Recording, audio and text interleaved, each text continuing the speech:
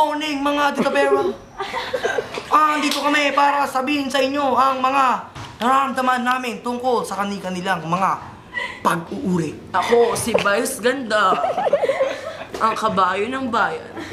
At ako naman po, si Boy Bawang. Gising! Naglilingkod sa inyo, saan man, sa sayad.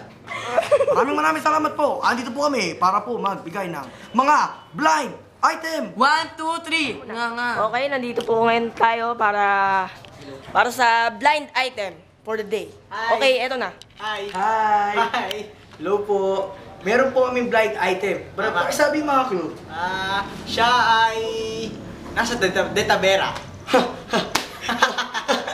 Oh my Naku God. po, napakagandang clue ha.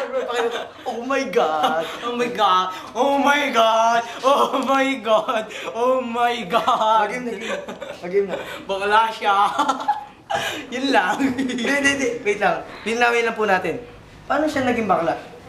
May nagkwento ata sa akin. Dati daw, grade 6 ata siya. May crush pa siyang lalaki. Ay, nako! Sister. Sabi, ganap na Becky yun. Ay!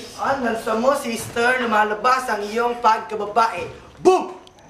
Ayan po ang blind item natin for today. Yeah! Yeah, baby!